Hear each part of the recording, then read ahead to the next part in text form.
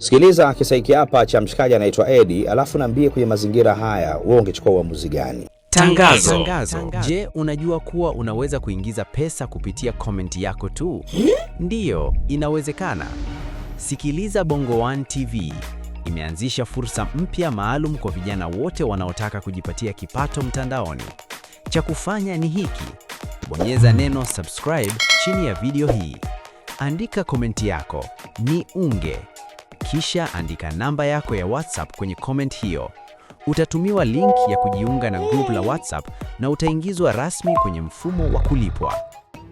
Eddie ni kijana ambaye alizaliwa kwenye familia zetu hizi za kimaskini, lakini kama unavyojua familia nyingi, wakati mwingine baba anakuwa hakidhi mahitaji nyumbani yanayotakiwa. Baba alikuwa ni mlevi wa kupindukia, lakini mama alikuwa ndio angalau kidogo analeta mkate pale nyumbani. Eddie baada ya kumaliza form 4 akafeli kabisa, akajaribu biashara za hapa na pale, bado hali ikawa ngumu, ndipo akajikita kwenye uchimbaji wa madini mkoani Geita, ndipo ambapo alikuwa anaishi. Kwenye harakati zaidi ya miaka mitatu, Eddie hakufanikiwa kupata chochote, lakini kuna siku moja akiwa shimoni na rafiki yake Samson, kwa mapambano yao wakapata jiwe kubwa.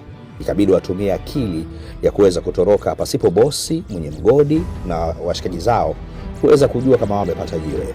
Walitoboa kweli mpaka nje, na baadaye kwa kubaliana ile jiwe akakae nalo Eddie ili kesho waende mjini. Kwa Samson kwake hakikuwa kitu sana cha kushtua kwa sababu yuko muda mrefu kwenye madini, lakini Eddie ilikuwa ndio mara yake ya kwanza, na kwenye makadirio walihisi kama kwenye milioni 20 hivi wangeliuza. Eddie alipofika nyumbani alimwamsimulia baba yake na mama yake. Baba alikuwa amelala chini, ameelewa chakari, hakumzingatia, lakini bibi mkubwa alikuwa anaandaa chakula. Walifurahi kwa pamoja wakiamini wanakwenda kubadilisha historia ya nyumbani.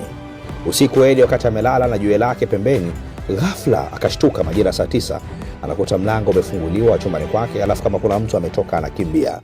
Cha kwanza macho yake alitupa kwenye jiwe, ndipo alipokuta jiwe halipo. Alichukua panga na kuanza kumkimbiza mwizi wake.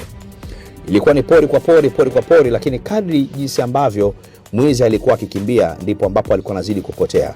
Ndipo Eddie alipofanya maamuzi ya kurusha panga kwa ajili ya kumjeruhi mwizi wake. Bahati mbaya sana ile panga ilimchoma yule jamaa kutoka kwenye uti wa mgongo na kutokea kwenye tumbo kwa mbele. Alianguka chini pale pale na akaaga dunia. Eddie alipofika kweli alimkuta ameshika jiwe lake kwa mkono wa kushoto. Akachukua jiwe lake, alipomwangalia vizuri usoni aligundua mwizi wake ni baba yake mzazi. Huko polini na maiti baba yako, na ndio sababu ya kifo chake. Na baba yako alikuja hapo kwa ajili ya kukuibia. Ungekuwa ungefanya nini? Tukutane kwenye comment.